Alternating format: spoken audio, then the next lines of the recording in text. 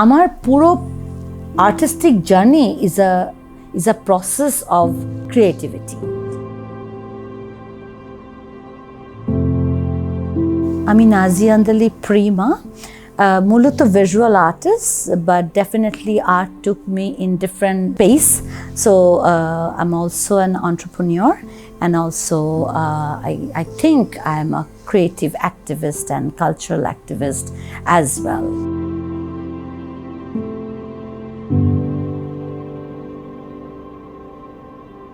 Ever since I remember, from my childhood, I went to dance school.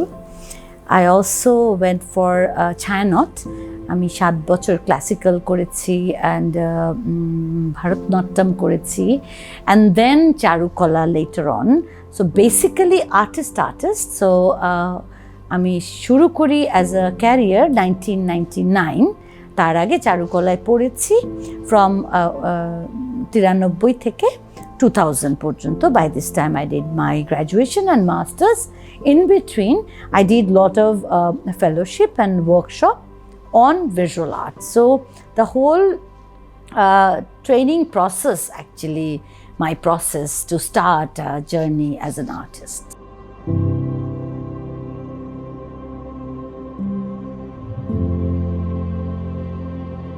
যে কোনো কিছুই শিল্প হয়ে উঠতে পারে যদি আমরা ওভাবে ওটাকে পারসিভ করি অ্যান্ড এক্সপ্রেস করি। লাইক একটা পেন যেটা দিয়ে আমরা লিখি, ওটা একটা কাজ করছে, but when artists perceive in a different way, that is not only a pen.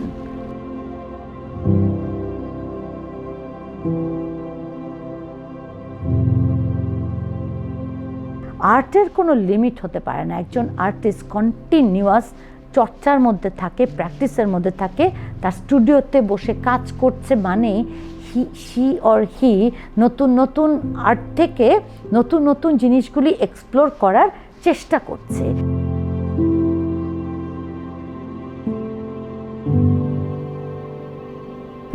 One artist should not limit their media because it is about to express. It is not about the media. It's my idea actually. Oil on canvas, I very much connect. আমি বলবো কেন, and then performance I connect a lot.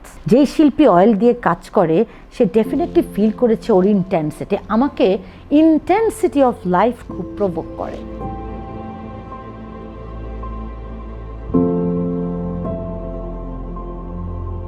আমি আমার নিজের কাজকে বারবার ভাঙি আর গড়ি, আমার কনসেপ্টকে আমি নিজেই ডিস্ট্রয় করি এবং রিক্রিয়েট করি, because actually I don't want to be a prisoner of art.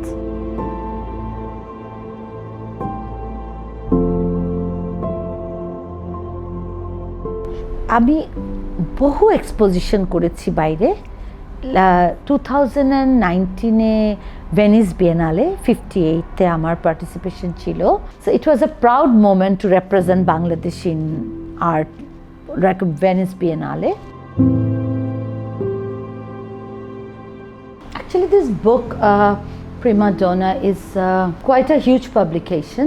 এই বইটাতে যেটা আসলে রিফ্লেক্ট করা হয়ে চেষ্টা করা হয়েছে করার, যে আমি যে 25 বছর ধরে আমার এই ভিজুয়াল আর্টিস্টিক জার্নিটাতে আছি, এই জার্নিটাতে what have I explored till date as an artist.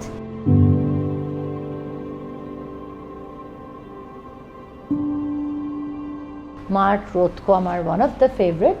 আমার পিকাসোর যে একটা এক ধরনের centricity, I love his work. Nazli Laila Mansur, তার কাজ আমার খুব ভাল লাগে, কারণ তার কাজের মধ্যে খুব কম আর্টিস্ট বাংলাদেশের রিয়েল ট্র্যাডিশনকে কাজে ফুটাতে পেরেছে যাবৎ। ইয়াং যারা কাজ করে ওদের কাজে একটা জিনিস আমি মিসিং পাই, যেটা কিনা একটু বাংলার সাথে একটু সম্পৃক্ততা কম। সবাই খুব ইউরোপিয়ান ঘরানা, রাইট? আমার কাজে ব্ল্যাকের অনেক ইউজ আছে, খুব ব্ল্যাক। ও হলো ব্ল্যাকের মানে master of black. And then আরেকজন উইমেন আর্টিস্ট আমার বলতেই হবে, আমার most favourite, last but not the list, Georgia O'Keeffe, American artist, modern artist. who is unbelievably fascinating artist and যার কাজ আমাকে অত্যন্ত, আমি তার জীবন দ্বারা inspired.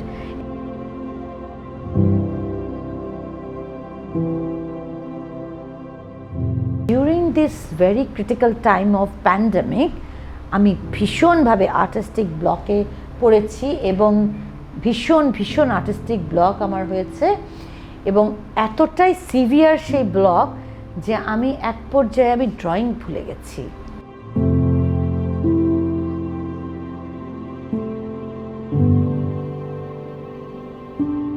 Being alive, it's very important. So art দিয়ে আমরা জীবনকে অতিক্রম করে যদি যেতে না পারি, what does that mean? যে we will not be here never, forever, but our creation will remain here, and that creation led to generation by generation to make this world an amazing place to live for the human being in coming days. So that's very important that art could do, and that's art should do.